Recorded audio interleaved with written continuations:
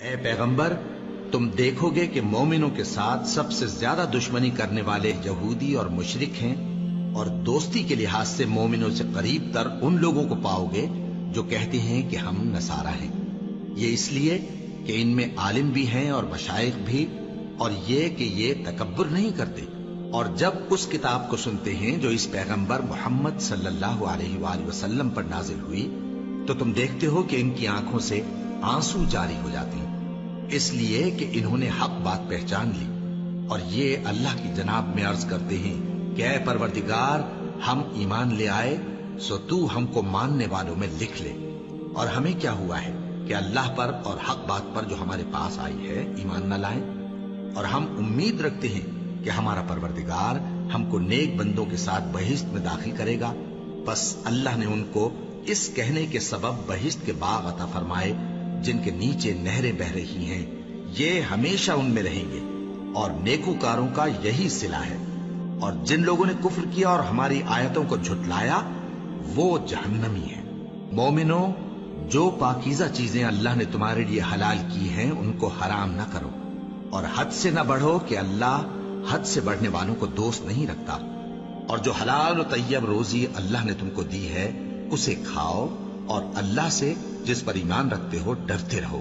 اللہ تمہاری بے ارادہ قسموں پر تم سے مواخذہ نہیں کرے گا، لیکن پختہ قسموں پر جن کے خلاف کرو گے مواخذہ کرے گا۔ تو اس کا کفارہ 10 ناداروں کو اوسط درجے کا کھانا کھلانا ہے جو تم اپنے اہل و عیال کو کھلاتے ہو، یا ان کو کپڑے دینا، یا ایک غلام آزاد کرنا، اور جس کو یہ میسر نہ ہو وہ 3 روزے رکھے۔ یہ تمہاری قسموں کا کفارہ ہے جب تم قسم کھا لو اور اسے توڑ دو، اور اپنی قسموں کی حفاظت کرو۔ اس طرح اللہ تمہارے سمجھانے کے لیے اپنی آیتیں کھول کھول کر بیان فرماتا ہے تاکہ تم شکر کرو۔ اے ایمان والو، شراب اور جوا اور بت اور پانسے، یہ سب ناپاک کام اعمال شیطان سے ہیں، سو ان سے بچتے رہنا تاکہ تم کامیاب ہو جاؤ۔ شیطان تو یہ چاہتا ہے کہ شراب اور جوئے کے سبب تمہارے آپس میں دشمنی اور رنجش ڈلوا دے، اور تمہیں اللہ کی یاد سے اور نماز سے روک دے۔ تو کیا تم لوگ ان کاموں سے باز آؤ گے؟